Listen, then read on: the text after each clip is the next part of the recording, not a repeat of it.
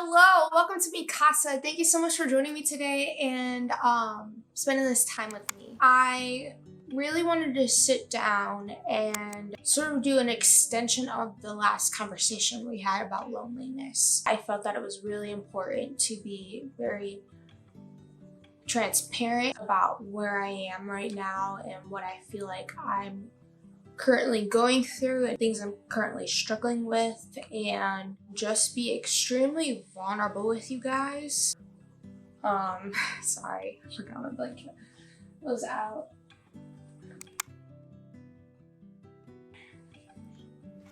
So yeah, first I wanted to start by saying that I originally had another topic planned. I want to be raw and honest of where I am and how I'm still continuing to struggle with loneliness and how I'm experiencing change through that struggle. So to jump right into it, I have a tendency of being extremely hard on myself and critical of myself, which is something that I'm trying to grow and improve in. So because of that, I put a lot of expectation on myself and view myself through more of a negative lens than I should. Since releasing that video, I just have genuinely felt like a hypocrite. I have been wrestling with how are you going to release that video speaking on loneliness and say you're experiencing change and that things are different now when you still wrestle daily with feeling lonely, with not knowing who your friends really are to you. Please know that I'm trying to come from a honest, loving place. I don't mean this to offend anyone, and that's not my goal here, but I just have been really struggling with questioning whether or not the people I thought my friends are, and that's not for all of them. Like I said in my last video, a lot of them feel like family, and I'm blessed for that. And so I'm not saying that that's not the same, but in terms of having close relationships, deep relationships, it's part of my personality to long for those things and to desire those things and to search for those things. And so part of that drives my perspective of if I don't feel like I have those deep, meaningful relationships, then I really do feel extremely lonely. And it's been hard because it just feels like in ways I've been kind of left behind or excluded or kind of forgotten about. And that's been challenging. I'm not saying that I'm perfect, and I did give that disclaimer before, and I'm going to keep giving that disclaimer because I am in a process as well. And this has very much been an extreme struggle for me. And it's been hard for me as well because I just feel like maybe I'm having too much expectation of how I would treat my friends and be with my friends than maybe the way that they are treating me. And that's hypocritical in my opinion, because I can't expect my friends to be like me. I just know that that's not fair of me to put the expectation on them. But at the same time, through different experiences and through the lens that currently is fogging and inhibiting my perspective, I understand that. I don't know how far of that has impacted me and is still impacting me. But that's why I'm trying to be so careful about the thoughts I'm thinking, what I'm saying, what I'm putting out, and trying to be aware and trying to constantly come from a good place and understand that, okay, Anna, you can't expect them to be how you would be with friends. And you can't expect them to know how you feel and understand how you feel and be able to meet you where you're at. We're all just human. We're not perfect. And I know that. And I think I know that more about myself than anything. And I'm trying to keep in mind that everyone is allowed that. We're all in different parts of this process of trying to be better people, trying to be,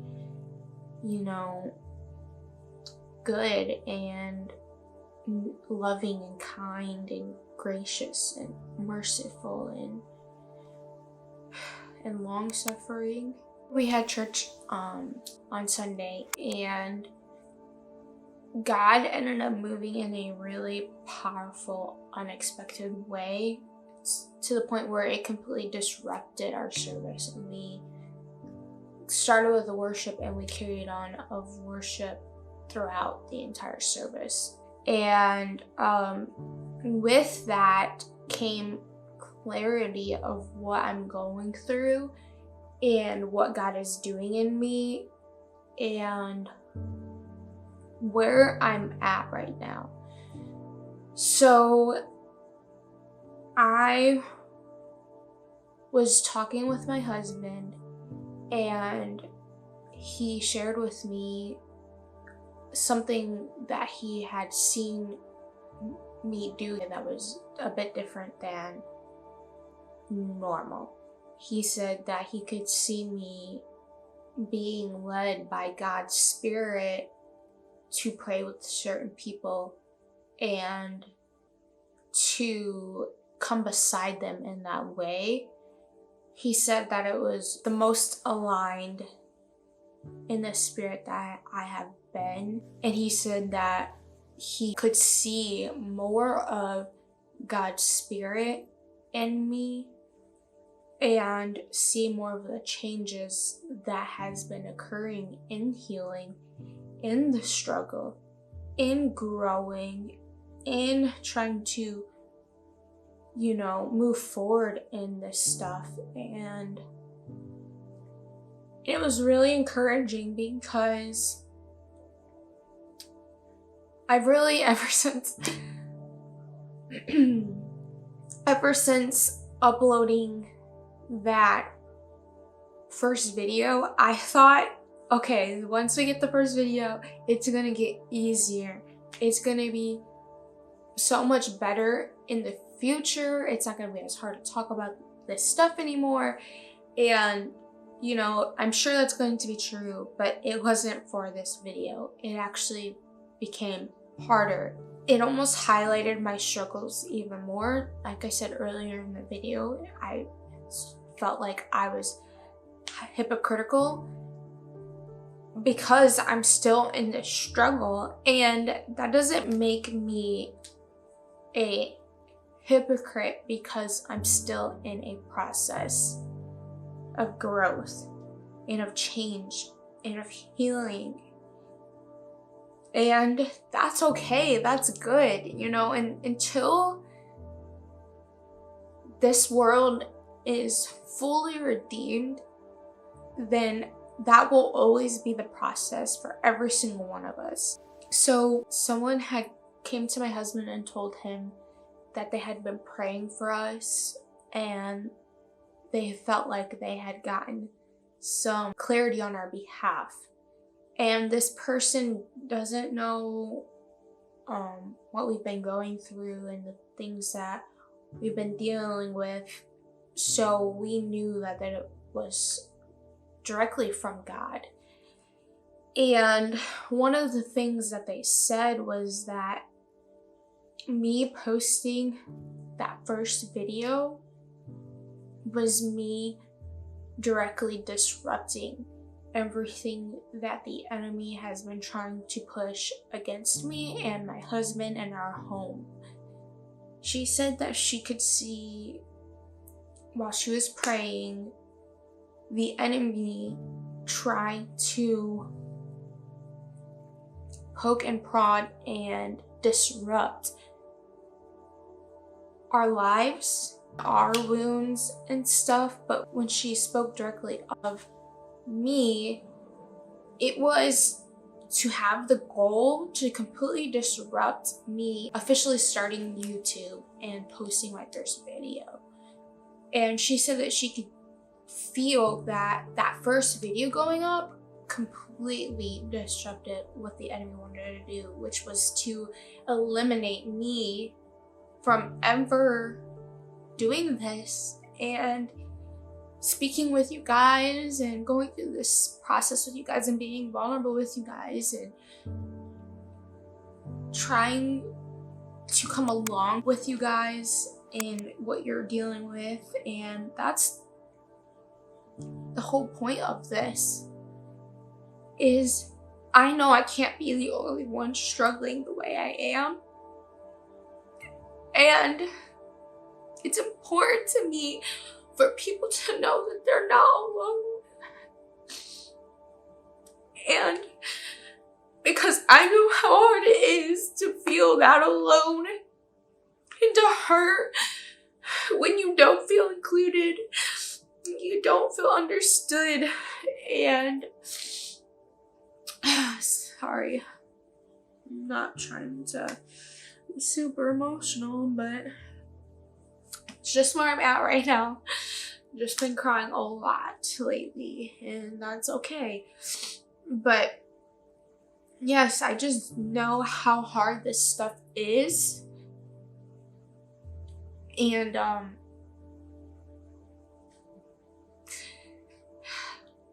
that brings me to my next point.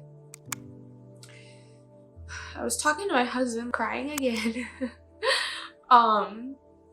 And just being really vulnerable about where I'm at. And I just told him, like, it's been really hard for me because in the past, when I have experienced hurt from relationships and friendships, it has made me want to respond in a negative manner. That's not gracious, that's not loving.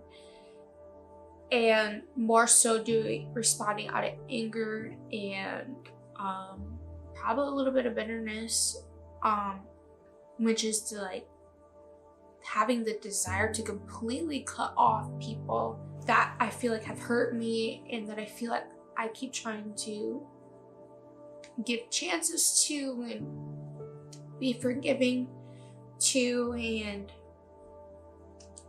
keep reaching out. And I was telling my husband that I've noticed a change in the last couple weeks, that I'm just decided that I'm committed more than ever to being more vulnerable, to being honest and transparent about where I'm at, what I'm going through, how I'm growing, how I'm changing, how I'm struggling, like the good and the bad of the spectrum, and being committed to not quitting on people and being consistent in those things. Being consistent in the way I am behind closed doors and the way I am out in the open in front of many people. Because that is something that I feel is important to do and important to have now, because I can't live, and though I was putting this on myself, I cannot live under the pressure and weight of the idea of perfection just because I'm now creating content of these topics, these hard to talk about things, these vulnerable things, in front of the world, so to speak, and for anyone to see it. Another thing that I am deeply committed to is in those times of struggle, in those times of confusion and hurt, is asking myself, what would Jesus do? How would Jesus be? Like, if Jesus was here and he was in this situation, what would he do and how would he be? And that has helped me a ton to not act out of anger like I would have potentially done in the past, and has pushed me to want to be more gracious, more loving, more forgiving, more understanding, better at being patient and having long suffering and striving to be like Jesus, even in the hard times. Something that came to my mind when me and my husband were talking, I was reminded of the scripture in Matthew 12, where it talks about Jesus healing the man with withered hand.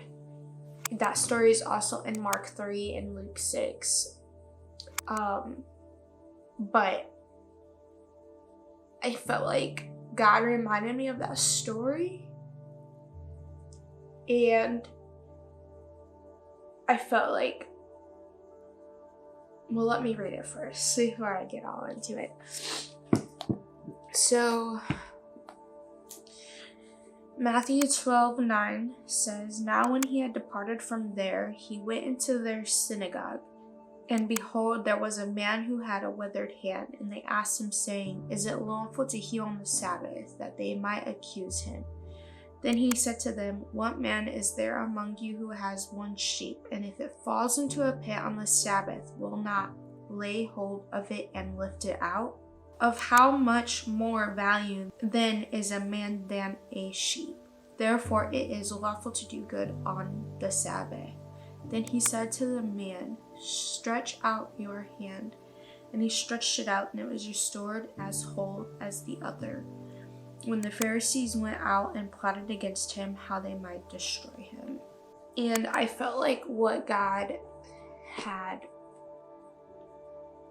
laid on my heart with that story was when that man obeyed Jesus, when he said to stretch out your hand, he acted in vulnerability when he stretched out the hand that wasn't whole, that was wounded, and that was in a sense dysfunctional, and something that he probably was embarrassed of because it didn't look normal or whole.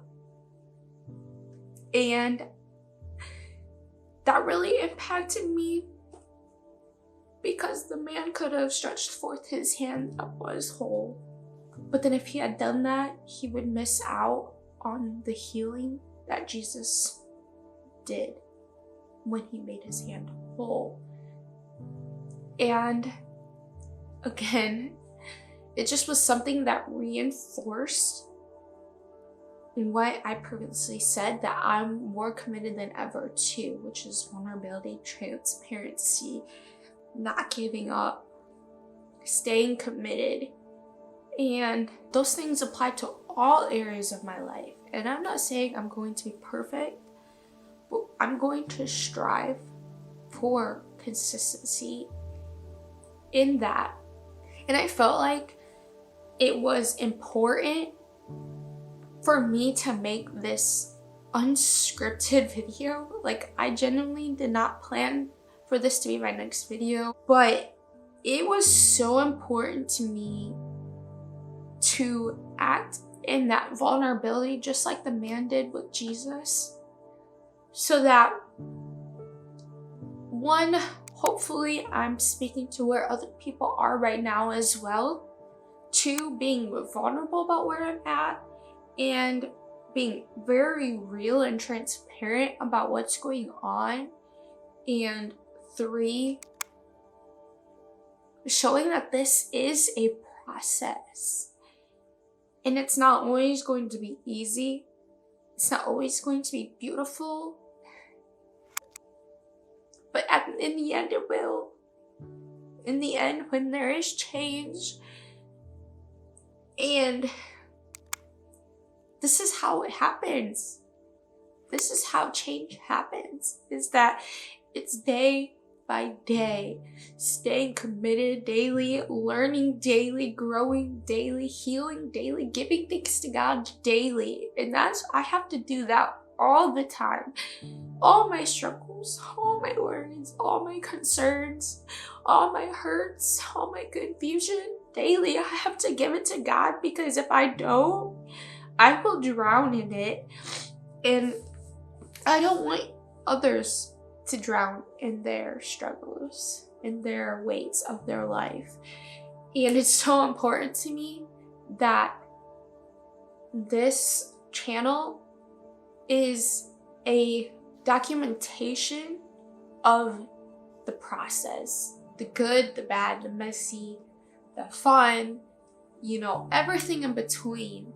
And I just felt like God was really laying on my heart that it was important to act in the same vulnerability that this man did when he stretched forth his withered hand, and God healed it in that moment. And so this is me doing that. Like I said, this video was unscripted. And what I mean by that is typically I would spend a lot of time laying out a video, visualizing it in my head, seeing what it looks like, what types of shots it's gonna have, and everything in order to film it and to produce it. I mean, I literally only wrote down a few bullet points right here on this side.